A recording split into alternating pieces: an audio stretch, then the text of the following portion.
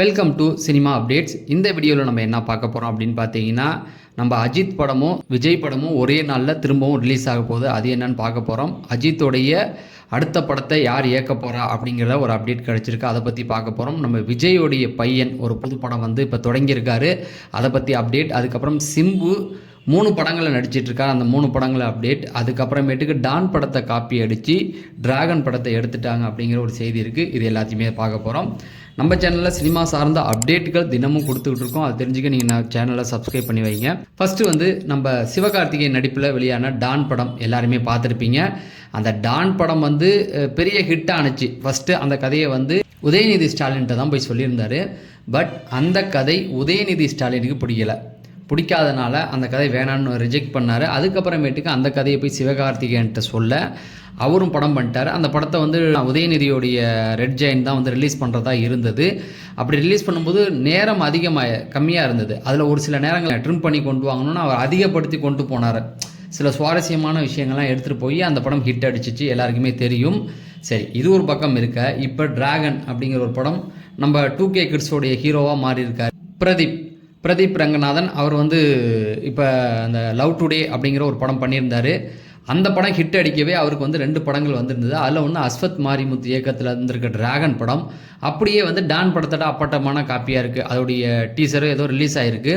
நெட்டிசன்கள்லாம் போட்டு வறுத்து எடுத்துக்கிட்டு இருக்காங்க. என்னன்னு கேட்டிங்கன்னா, டிராகனில் பிரதீப் ரங்கநாதன் நடித்தது வந்து சிவகார்த்திகேயன். அதில் இவர் எஸ்ஜே சூர்யா ஸ்ட்ரிக்டான ஒரு ஆசிரியராக வருவார். அந்த இடத்துல வந்து மிஸ்கின் இப்படி எல்லாமே ஒரு காலேஜ் கான்செப்ட். அதுக்கப்புறமேட்டுக்கு இதில் அடங்காத ஒரு ஸ்டூடெண்ட்டாக இவர் இருப்பார், அவர் ஸ்ட்ரிக்ட் ஆஃபீஸராக இருப்பார். அந்த மாதிரி நிறைய விஷயங்கள் படத்தோடு ஒத்து போகுது அப்படிங்கிற மாதிரி சொல்லிகிட்டு இருக்காங்க. இது ஒன்று. அடுத்தது பார்த்திங்கன்னா, நம்ம விஜயோடைய பையன் சஞ்சய், எல்லாருக்குமே தெரியும். சஞ்சய் ஜோசப் விஜய் ஒரு படம் வந்து டைரக்ட் பண்ணுறாரு. ராயன் படத்தில் நடிச்சிருந்தால தனுஷுக்கு தம்பியா, அவர் தான் வந்து இந்த படத்தில் வந்து ஹீரோவாக நடிக்க போகிறாரு. இந்த படம் வந்து ரொம்ப நாளாகவே வந்து இவர் தான் லைகா ப்ரொடக்ஷன் தயாரிக்கிறதாகவும், இவர் நம்ம தெலுங்கில் வந்து இப்போ தமன் தான் வந்து மியூசிக் பண்ணுறதாகவும் இருந்தது. ஆனால் அந்த படம் வந்து ரொம்ப நாளாகவே இருந்துக்கிட்டு தட்டி கழிச்சிக்கிட்டு தான் இருந்தது. என்ன காரணம் தெரியல.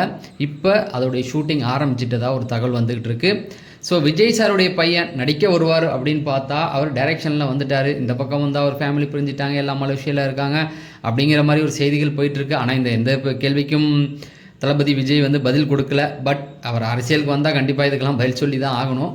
சொல்கிறேன், இந்த பக்கம் அவர் படத்தை ஸ்டார்ட் பண்ணிட்டார். பார்க்கலாம் விஜய் சாருடைய பையன் அவருடைய டைரக்ஷனில் வர படம் எப்படி இருக்குது அப்படிங்கிறத பார்க்கலாம்.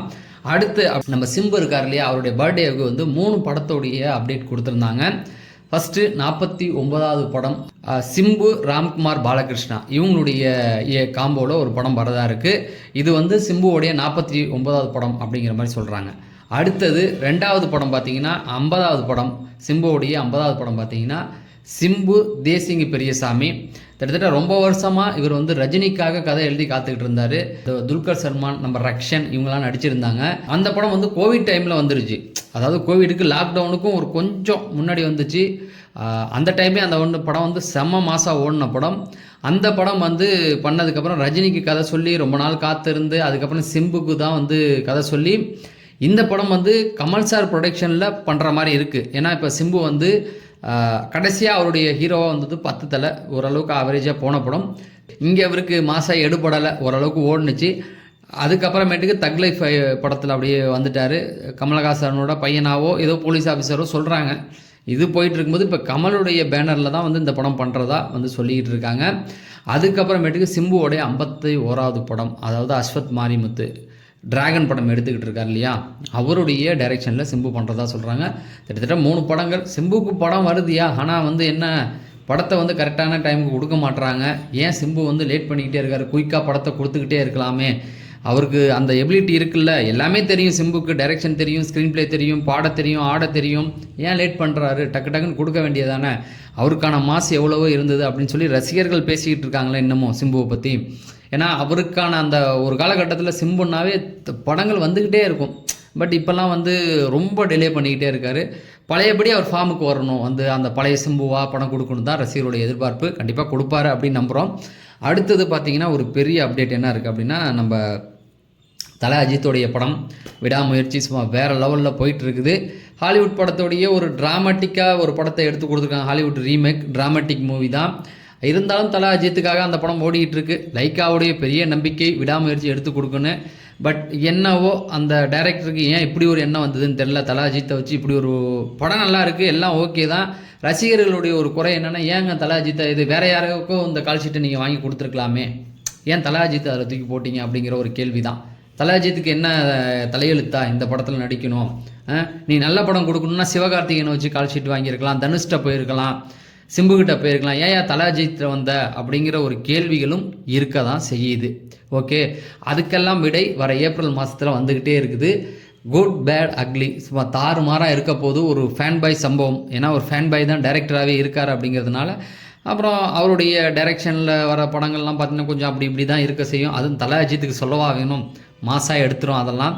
ப்ளஸ் டானு இந்த மாதிரி பாட்டு எல்லாமே வந்து சூப்பராக இருக்க போகுது அப்படிங்கிறதுனால குட் பேட் அக்லி வந்து அவருக்கு வேறு லெவல் சம்பவமாக இருக்க போகுது. அடுத்து அவர் யார் படம் பண்ண போகிறாரு அப்படின்னு பார்த்தீங்கன்னா, எல்லா படமும் முடிஞ்சிருச்சு, ரேஸில் தான் கவனம் செலுத்த போகிறாரு அப்படிங்கிற மாதிரி. ரேஸில் போகிறாரு, ஆனால் முழுக்க முழுக்க இருக்க போகிறதில்ல. ஏன்னா இந்த படத்தை டைரெக்ஷன் பண்ண போகிறது சிறுத்தை சிவா அப்படின்னு ஒரு டீமும் இல்லைங்க, நம்ம இவர் தான் பண்ண போகிறாரு அப்படின்ற மாதிரி, விஷ்ணுவர்தன் பண்ண போகிறாரு அப்படிங்கிற மாதிரி சொல்லிகிட்டு இருந்தாங்க. ஆனால் இப்போ நமக்கு கிடச்சிருக்க நிலவரப்படி அஜித்துடைய 64 நினைக்கிறேன் அந்த படத்தை பண்ண போகிறது நம்முடைய கார்த்திக் சுப்புராஜ் அவர்கள் அப்படின்னாங்க. நான் கேள்விப்பட்டவொடனே எனக்கு ஹார்ட் அட்டாக்கே வந்துடும் போல இருக்குது. ஏன்னா கார்த்திக் சுப்புராஜ் எந்த படத்தையா ஹிட்டு கொடுத்தாரு நல்லா யோசிச்சு பாருங்கள். ரஜினி சாருக்கு படம் மட்டும்தான் வெளியில் தெரிஞ்சிச்சு, அதுவும் first half okay, second half கொஞ்சம் சுற்றி விட்டார். கார்த்திக் சுப்புராஜ் பண்ணுற படங்கள் எதுவும் பெருசாக ஓடுறது கிடையாது. இப்போ அந்த ரெட்ரோ அதாவது சூர்யாவுக்கு கை கொடுக்குமா இல்லை அதுவும் காலி பண்ணிடுமா தெரியாது, அந்த அளவுக்கு சம்பவம் பண்ணிக்கிட்டு இருக்கவர் தான். அவருடைய படங்கள் விமர்சன ரீதியாகவும் ஒரு அவார்டு மேக்கிங் ஒத்துக்கிறேன், ரசிகர்களுக்கு பிடிச்ச மாதிரிலாம் இருக்க வாய்ப்பே கிடையாது. ஜிகர்தண்டா ஓடுனுச்சு, அப்புறம் ஃபஸ்ட்டு 2வது படம் ஓடுனுச்சு, அவ்வளோதான். மற்றபடி எல்லாம் சுமாராக ஆவரேஜாக தான் இருக்குது. இவர் தல அஜித்தோடைய அடுத்த படமாக எந்த ப்ரொடியூசர் மாட்டிருக்கான்னு தெரியல. இது இப்போ ஒரு செய்தி வந்துக்கிட்டு இருக்குது, அது எந்த அளவுக்கு உண்மைன்னு தெரியல. ஓகேங்களா, அடுத்து தளபதியோட ஒரு பெரிய மோதல் திரும்பவும் வந்துடுச்சு. துணிவு ப்ளஸ் வாரிசு மோதுனுச்சு. அதில் யார் ஜெயிச்சான்னு உங்களுக்கே தெரியும், நம்ம சொல்லி தெரிஞ்சுக்க வேண்டாம். இப்போ திரும்பவும் மோதலுக்கு தயாராகிட்டாங்க. எப்படின்னு கேட்டிங்கன்னா, வர ஏப்ரல் 10 தல அஜித்தோடைய குட் பேட் அக்லி ரிலீஸ் ஆக போகுது இல்லையா? அப்போ தலையோடைய ஜனநாயகன் படமும் வரப்போதா அப்படின்னு கேட்டிங்கன்னா, கண்டிப்பாக வரப்போகிறது இல்லை. அதுக்கான டைம் இன்னும் நிறைய இருக்குது. அப்போ என்ன படம் வரப்போகுது அப்படின்னா, கலைப்புலி தானும் ஒரு காலத்தில் தளபதி விஜயை வச்சு சச்சின் ஒரு படம் பண்ணார் இல்லைங்களா? அந்த படம் வந்து ஒரு ட்ராமாட்டிக் ப்ளஸ் காமெடி கலந்த படம், வேறு லெவல் சம்பவம் தான்.